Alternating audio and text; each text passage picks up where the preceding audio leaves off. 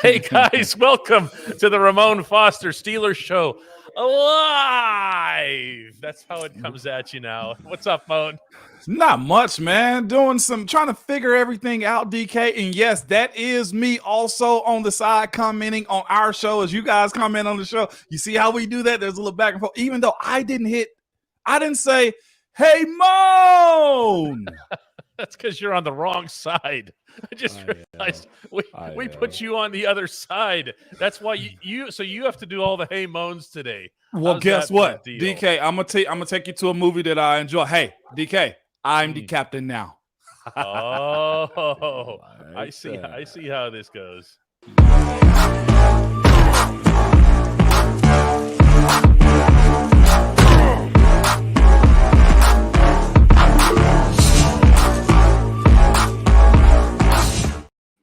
Did you know they gave away your number today?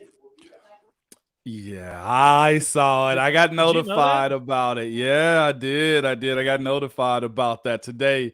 What you think of it, DK? Where we at, man? Well, if you're going to get replaced numerically, get replaced by somebody who's one of the 10 best players at his position in all of football, and who comes in at 3-24 on the contract scale. I am okay with that. Courtney says it's going to be a little awkward seeing a 73 out there. Well, wasn't Carlos Davis wearing it? Well, let me roll with Courtney right here on this one, okay? Let me roll. Courtney, you know they did not hand out my number, okay? My number was given out of the equipment room quick, okay? But they gave it to a defensive player. Fine. Yeah, what's that? Cool. That? You can't give the 53 to another guy that was like Mark. You see what I'm saying? On the other side of that, I was like, so maybe that was an ode to me. Say, you know what, Ramon, we can't retire your number. Can't not give it out. So guess what? We'll give it to a defensive guy before we give it to an offensive guy first. DK, that is a small victory to me, okay? Let me have that one. What better player to have than mine? You feel me? Well, I like the message, the subliminally sent that said, listen, 73 wasn't good enough to, or we didn't have a player good enough to give it to on offense until we got this guy, right? DK, look, okay, I don't write this script, okay? The NFL handed me mine my rookie year, and I just follow it, okay? Get it? The scripts and everything. Yeah, the script. Yeah. Chad says, what does Chad say? Hey, Mo! Can you please tell them to draft Paris Johnson? I will say this, that the Steelers are at Ohio State's Pro Day, which is today, and that Mike Tomlin, Omar Khan, and other team officials had Paris Johnson, DeWand, everybody at dinner last night. Yeah. So I get the sense that they are still in search of beef, even after all this. Yeah, 100%. And you know what, though? But I'm here for that. If we look at our team and how that growth has kind of started up a little bit, one, you got your franchise quarterback, the one we deem as the one, right? Kenny Pickett moving forward, as we know, is QB1 for the Pittsburgh Steelers for hopefully a decade plus. What better thing to do than support him? Not just on the offensive side of the ball. They've made a whole lot of transactions on the interior offensive line, okay? With that being said, they got to go defense too. What better way to support them than to give them the ball back faster and controlling the run? You can't have a really good offense if your defense can't get off the field. So them going to dinner with the beef, Paris Johnson, as my guy said a second ago, guys, I would love to. And I think they may be in a good spot to get a tackle of some sort. I just don't know if Paris is going to last till the 17th pick. That's my only one with that one. And I know what's crazy is our guy may end up being he may be an Ohio State fan. So that's probably why. Yeah, that's usually the underpinning for a lot of these comments that are college specific here. Brent says, hey, Moan, why does the press constantly portray Ben as a drama queen on injuries? How did the rest of the team feel about that portrayal?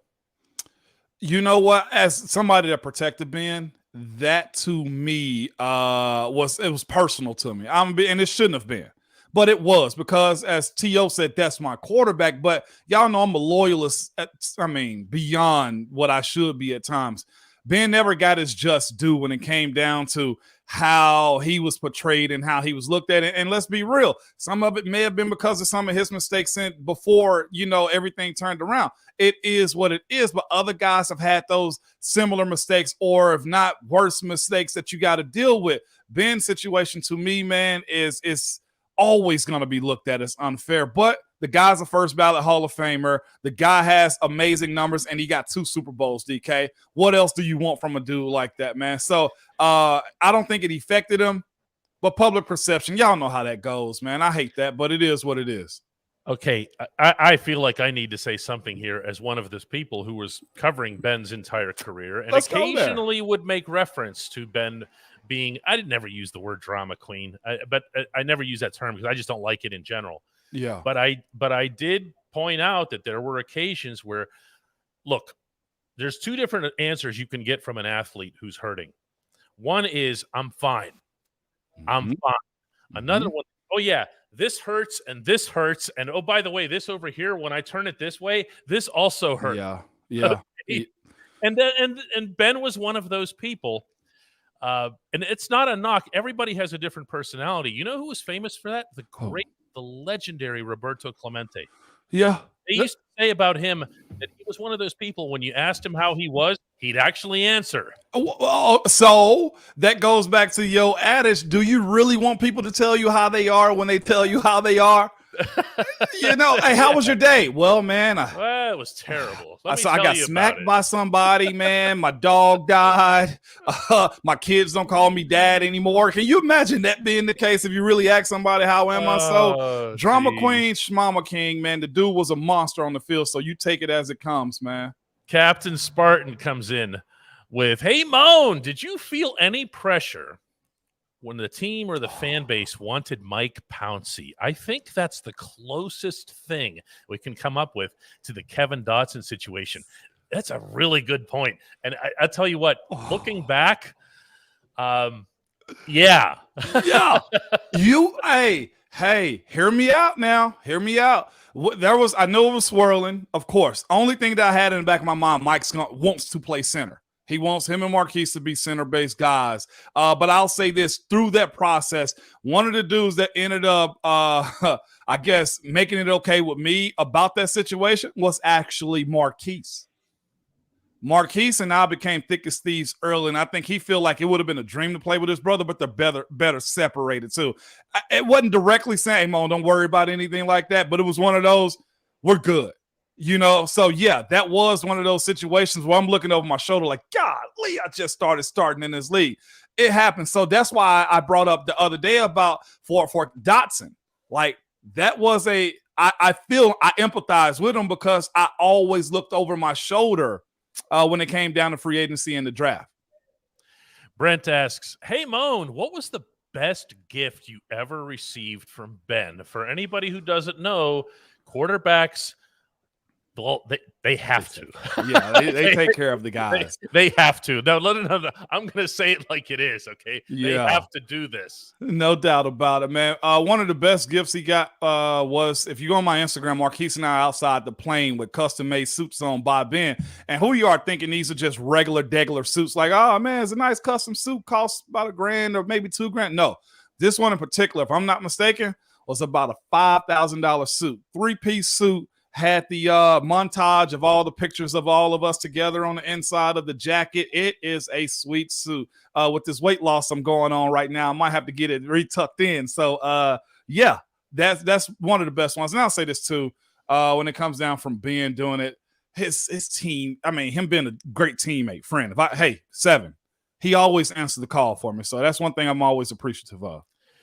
Before we go to a break here, Chris Weaver comes in and says, hey, Moan, I just wanted to share that how both of you have brightened my day because I have terminal lung cancer and you helped me pass the time. I have been a big fan of yours, Ramon. I never got to see a Steelers game in person, but that's okay.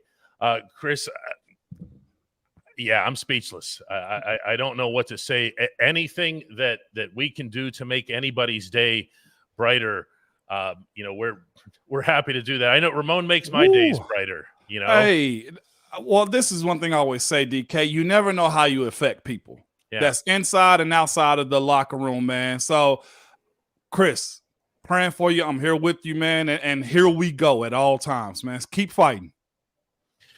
When we come back, we're going to take more of your calls here. More of your questions, comments, and everything else, including anything that you've got to say to Chris today. Let's show him, what kind of community we have right here. At DK Pittsburgh Sports, we take pride in coverage that connects our city's fans to their favorite teams. Now, that connection's stronger than ever. Introducing our all-new state-of-the-art app. Find expert inside reporting and original podcasts. Check live box scores. Track the latest stats. Chat it up with our community of thousands of fans, all in one place. The new app from DK Pittsburgh Sports. Coverage that connects. Hey, hold up. I got you. You want to do something? Go ahead. Who's that dude? Look at that guy. Look at the slimness of number 53 over there. What do you know? Yeah. I've been telling him, like, man, look, I promise you I'm getting Pounce on. Like, we got to line up with our schedules, man. And Pounce, tell him we're coming on. Moan, I'm coming. Hey, I'm coming on. I already promised Moan that whenever you guys need me, I told him I've been doing some stuff with the university, so I've been a little bit busy, flying around. We're actually going up to Tallahassee for Gator Day up there, but Gator Day, come on, you didn't have to say that. Yeah, Moan, we got some big stuff, man. I got lobbyists and everything, bro. It's crazy, bro. So we're invested a lot into this stuff, man. We got a non-profit foundation, bro. That actually Dan Cross, he's a Hall of Fame basketball player at UF. I can't say everything, bro, and I hate it sometimes because, Ramon, I want to tell Ramon everything, bro. You know what I mean? But, they don't want me to say some of the tech side that we have on it. But obviously, we got some, big players involved in this stuff. We already had venture capital people invest with us. It ain't something that we're going to UF and say, hey, we need money. We're more saying, hey, we want a partnership. And if you guys want to match whatever we have, then obviously. But we already got commitments from Florida Memorials, Bethune-Cookman. Obviously, the Polk County school system is going to take us just because me and Mike are legends there. But we got a lot of big stuff going on. Awesome. But I don't want to say too much because, man, my people be getting mad at me sometimes. I go to rant on all the good things we got going. But no doubt. Pounce looks great, man. They're on here calling you the real 53 and everything, man. Tell them they. Trust me, bro. Hey, I got to get that number back, bro. I might come back for one more year. I've been gaining my weight back, bro. Diesel, man. That's what I'm talking about. Too much liqueur, bro. I can't do it.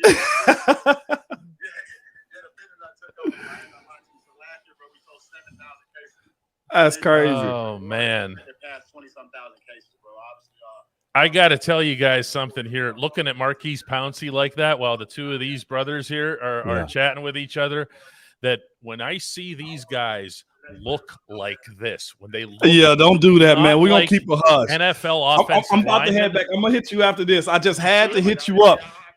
Whatever, bro. Let me know. All right, I got you. I'll hit you in a little bit. All right, my guy. Oh man. Sorry, I had to do that, DK. I was like, we're on break. I gotta call my dude real quick, man, just because he was brought up. No, that's absolutely great here. He's getting all kinds of love here. So is our man Chris. He's getting it from all over, from people. And it's you don't even know what to say. You're happy that you can make a little bit of a difference. You know what I'm saying? No doubt about it, Chris, for sure. Love that, man. Thank y'all for all of this too. This is beautiful. Yeah, no question here. Jonah says, hey, Moan, are you concerned that bringing not one but two guards, one of whom will start, into the mix will negatively impact the chemistry that this group developed last season? I love both of the signings either way. It's a good question. It is. And I'm not going to lie. It's crossed my mind because it's so easy to say, oh, well, I mean, look at who they brought in. These guys are great, but you don't know. This is what it does, though, Jonah, is this, man. It kind of takes away from the draft. Because you know what you have when it comes down to who's inside of your room. That's one thing that we have for about 4, maybe 5 years. You knew the room wasn't going to change. Maybe a young guy, maybe an undrafted free agent will make the roster or practice squad. Like, we was more worried about them. The dudes that you have now are guys that are going to end up being roster guys, potential starters. So now that the room is pretty much set, you set the precedent for what it means to be inside of that room. Chemistry. I'm telling y'all this. This is one of those things in which you if you become a starter and you're starter-like or starter in waiting, you accept those roles and you become a part of those roles too. Guys want to be on that field. And I think if you put the best 5 out there, the guys in that will understand. I hate to say it sometimes, but I have a level of detachment, DK, from folks, or if something happens, I can remove myself a whole lot quicker because football business has allowed me to kind of move on a lot. I'm telling you, whoever the starters are going to be, Jonah, it's irrelevant to the actual minutia and chemistry of the group because those 5 got to realize we're the best 5 out there. Yeah, that's and there's got to be that cohesion and everything else. And by the way, I mean, the reputation that Seumalo in particular comes with from Philadelphia is that he is the consummate teammate. Yeah, they absolutely loved him. The Eagles did. You do not survive, Moan. Tell them, okay, that you do not survive in the National Football League, never mind thrive, for 7 years. 7 years with one team playing every snap unless you are that guy. This is the thing about the league, and kind of what I tell folks. You're either 1 or 2 years and you're done, or you get to 3, maybe 4, and then you're out. If you make it past 4, you got something that the NFL wants. Because at 4, DK, that's second contract. And here's a guy that got his first 3-4 years in Philly, and then he got an extension. He's a proven commodity in this league. So, yeah, DK, you're spot on in that one. Chad says, hey, Moan, thoughts on moving Chooks to the left and drafting DeJuan Jones to play the right? Can I be real with y'all? All right, I'm going to be real. It's the only thing we can do in this. Do it. Chooks ain't moving to the left. He's not. and I will say this too, and I hate to eat my words, but I will if I'm wrong when the draft comes. I don't think DeJuan Jones is a Pittsburgh guy, just in general. What does this mean? You're fascinated by his size and what he can bring to the table, but I'm not sure if that's a one-off when it comes to how he's going to play in the NFL. I also ask myself, because I work. He's a bigger dude that we look at, and I kind of say, well, how you going to replace him with Chooks if Chooks had a good year last year, number one, and two, he's not going to play left because technically he's not fast enough to play that position, especially in the AFC North. He's too tall to be at guard. I don't think he's a fit for Pittsburgh. I know you're enamored by his size and he's an Ohio State guy, but DK, in my humble opinion, and I will eat this if I'm wrong and they do happen to draft this kid, I just don't think he's Pittsburgh type. I'm not saying he's not tough. I'm not saying any of those things. I think there's a team with a better need than him in Pittsburgh, Ron's bringing it today. I mean, because his name continues to come up, and I like the prospect. I love the prospect of him. I think he ran a 5.3 at 375 pounds. Okay. That's moving. Okay. But that ain't right tackle starter in Pittsburgh. Jake asks, hey, Moan, if our special teams play was better, like middle of the league quality, how many more games likely would have been won? I'm not talking about field goals. Is the punter the easiest fix? You listen to Danny Smith talk, field position means the most. Yeah. I don't know if I've heard this more between him and Coach Tomlin. Where you spot the ball and how you pin them in corners, you got to be good. Punting, and we talked about this earlier this year, DK, he's got Percy Harvin has to get his professionalism up. He does. I'm not talking about the person. He's got to become a pro on that field, DK, and you know how this go. This is bad. Yeah, I think this team needs to take a hard look at special teams, but I don't know that it will. I think you can see competition come in. You'll always see the extra kicker in any fold. You'll see the extra punter, but are they coming in as camp bodies, to use a Latrobe term? Yeah. Or are they coming in to legitimately compete? I think the Steelers should have a legitimate punting competition that Presley Harvin III should legitimately win. Yeah, 100%. Brian says, go ahead, Ron. No, I was just going to say, Chad, I wasn't coming at you today, and I'll say this, Pittsburgh always send the house to Ohio State Pro Days. Yeah, that's true. And then the house is definitely in Columbus today. Brian says at 17, if the Steelers' top dog is still on the board and Jordan Addison is there, Pitt fan, who are they taking? If he's best available, you take him. I think that's just how it goes. But if it's between him and a linebacker or D tackle, I also look at this and kind of say I probably trust the D tackle a little bit more than I do a wide receiver in today's college football. He's one of the best, and Kenny would love to have him, but I think you have a bigger need for such a luxury pick of Jordan Addison. Yeah, see, I look at the wide receivers. I'm going to step back from this for a second, Moan. Okay. I look at the wide receivers, and I think to myself, okay, let's say you were to get Jordan Addison or a first-round wide receiver, just for the sake of argument here. You bring him in. Where do you have too many? Do you have to move a Deontay Johnson? Do you have enough players now? Are you bringing them in as a Deontay replacement and freeing up cap space? Do you see what I'm saying here? Is Deontay a fit with all that running backwards and then dropping balls in big games? I don't know. And see, that's the point of it all right there. Deontay is the X factor to me in all of this, because Deontay has a paycheck that allows him to be there for one more year at minimum, okay? And with that being said, you got to say to yourself, is he willing to move out to play a different role for this team? The answer is probably not. Like, you're not going to be able to have that. I saw somebody bring up Brian Branch too real quick. Solid guy, Alabama guy, understand what he brings to the game. He has a level of physicality that is there, DK. And again, he's I actually talked about him today, a 4-year player at Alabama, which doesn't happen, which should let you know that he's a guy that fully understands what it takes to play and survive in a very competitive atmosphere. He will be a first rounder. He is also a safety.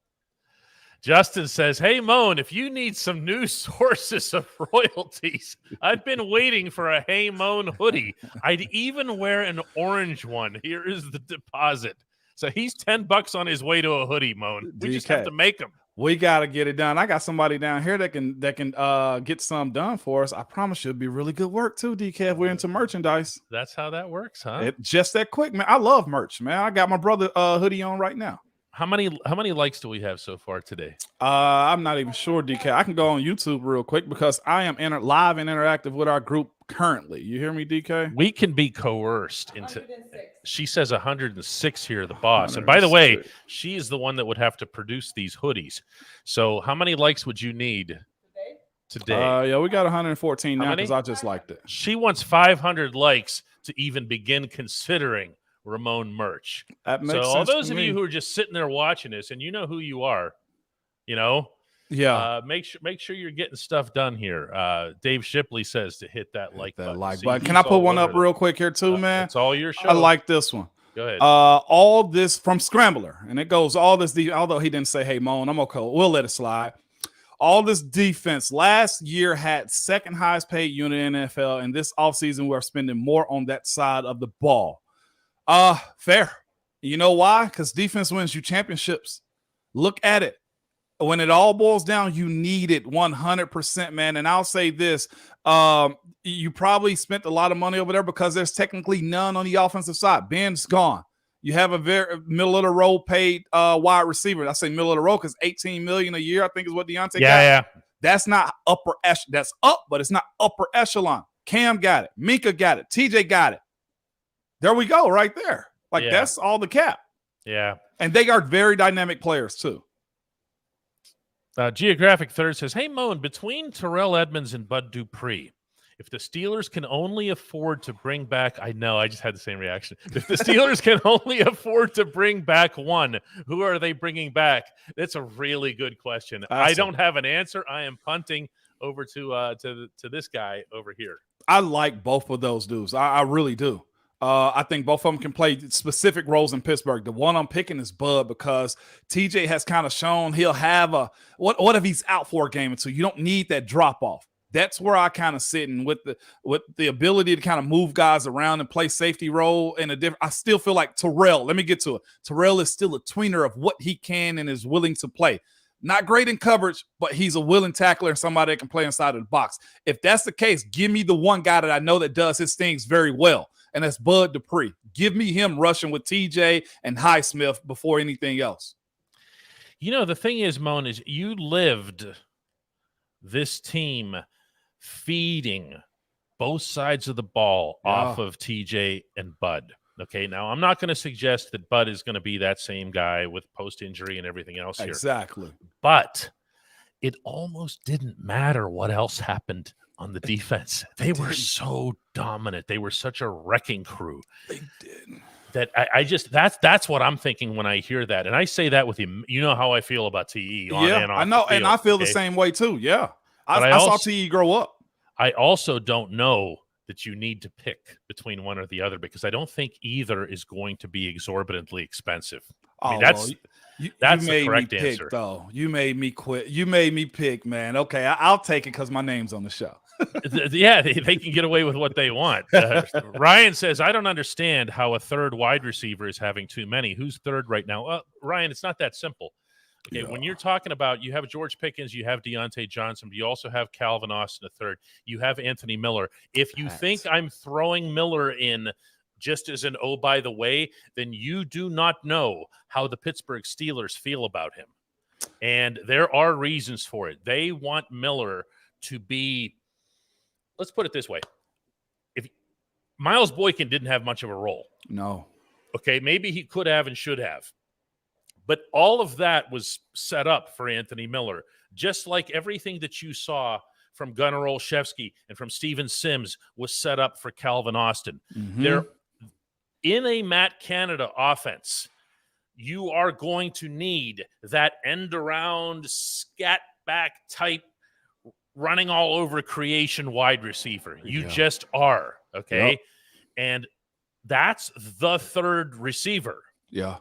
Okay, so it doesn't. The third receiver doesn't have a name yet, but it's part of the offense. I'll say this, DK, since we're using thirds, more than anything, if Pittsburgh is picking the guy, trust their process and how they've always hit on that position. It ain't many times that they miss on that position. If you're gonna get one, I think unless it's best available at 17, pick a third rounder at that position. DK, think about how many third rounders have really gotten it in Pittsburgh. Yeah, I mean, there's not a ton of it here. I'm just saying that at wide receiver, I think a lot of things are still unsettled. They're not what they appear to be right now. That's been my point here about wide receiver all day today. Mel says, I know we focus on defense, but why should Joe Burrow be the only one in the North who can say pick your poison? Kenny should have those weapons too. Okay, I mean, you're going to pluck Jamar Chase off the street or T. Higgins? That's a beautiful statement though, Mel, because no, it's fair. I'm with it because Ben always has been a guy, give me more weapons. But I'll say this, you don't want to overload a young Kenny Pickett yet. With that, hey, gimme when it comes down to the ball. I would still say this. I still think this is an establishment year for Kenny Pickett moving forward. Him building a rapport with George Pickens, with Deontay still, with Pat still, with Najee still. Listen to the names that I just said. Mm-hmm. The ball is going around a lot. You have a pick your poison, but you just don't have what Cincinnati has. Like, that's the biggest issue right now. Is you got to watch those names grow up too. That's what it is. Yeah, and Cincinnati also has to get better on the offensive line. And okay, let me say this.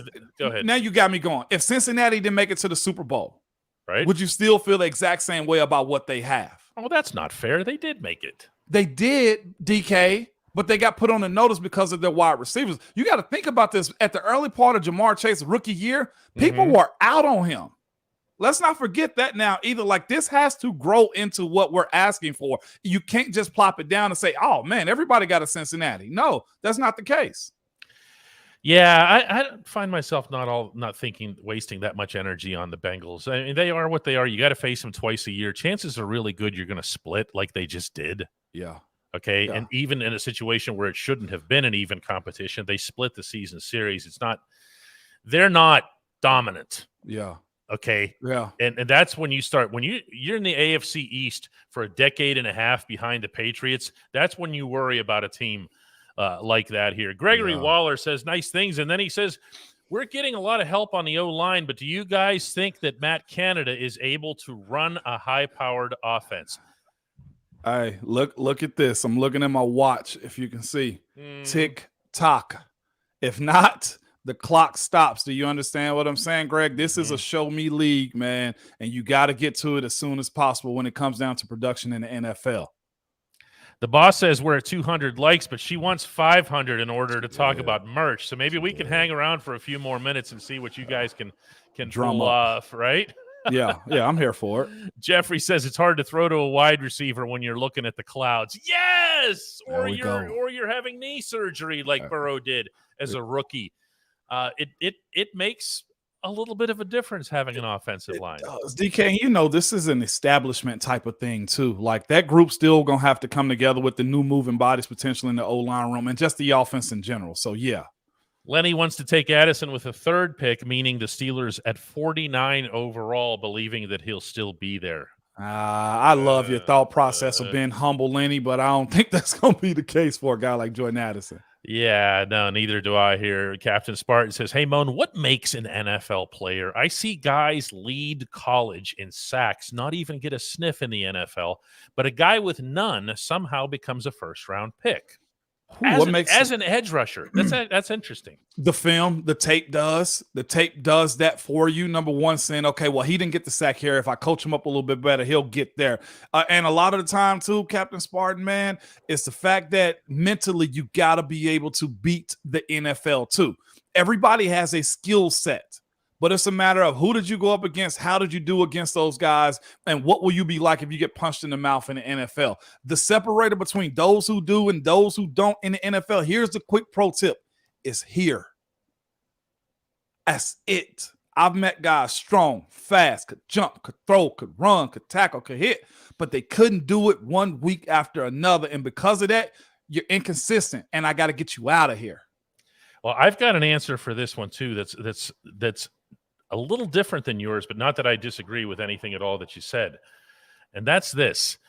When you're the Steelers and you are drafting or finding players for a specific role on your defense or on your football team, and they have a certain body type, mental makeup, and everything that fits, you don't care where they come from. You don't even care what their background is at the position. And yes, I'm talking about Alex Highsmith. And before that, I'm talking about Lamar Woodley.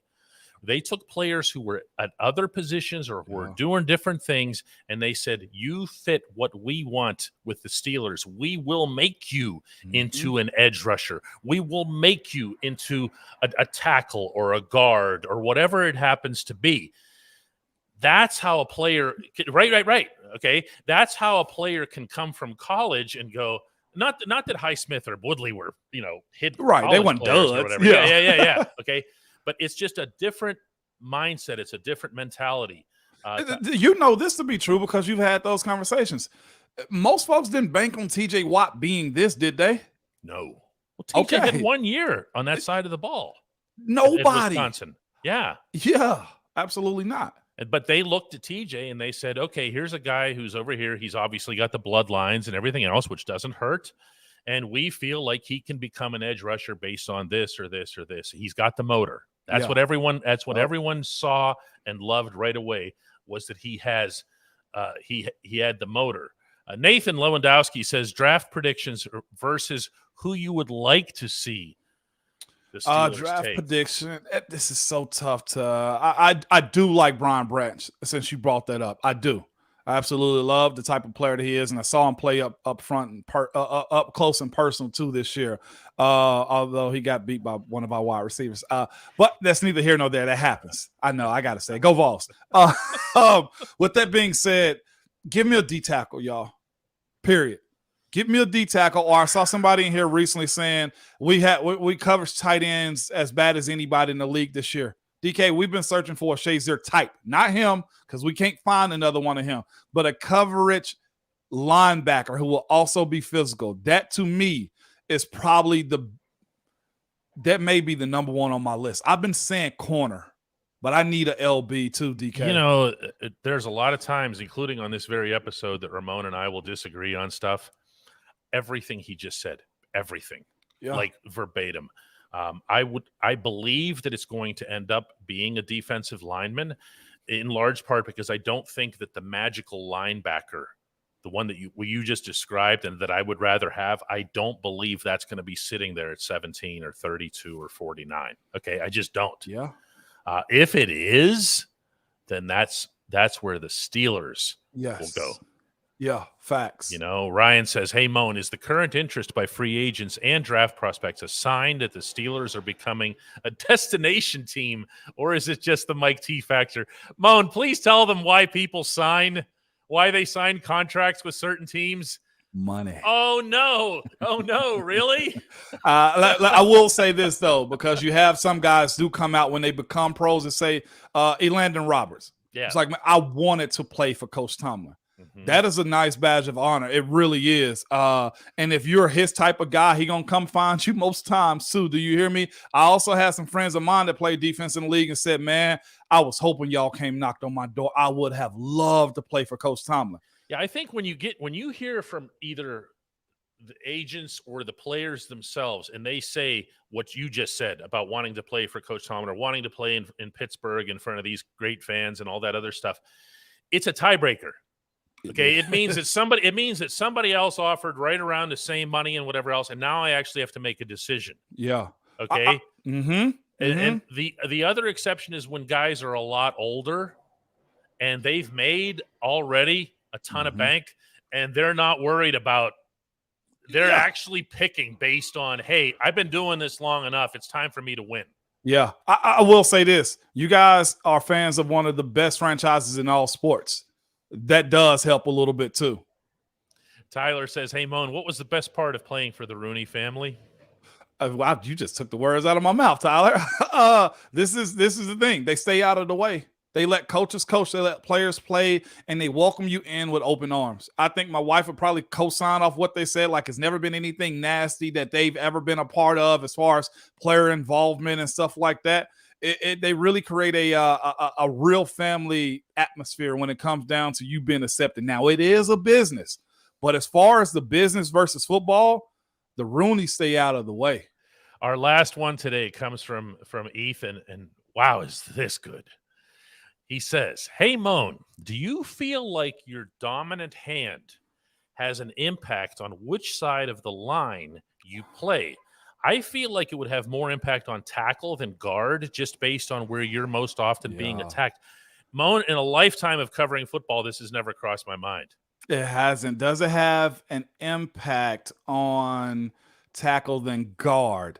Well, not necessarily. Does it have an impact at all is what he's asking first. Other than you creating a routine of getting adjusted. What do you punch with? On the left side, I put my left hand down, but I punch mostly with my right. So that's my dominant hand. It was good. I'll say this. It must matter because if you look at extra point and field goals, the right guard usually go to the left side and the left guard usually go to the right side. It's like this. Because yes, you cross them over. There is a little bit of science to it, but your body becomes so adjusted to it that it doesn't really matter at the end of the day.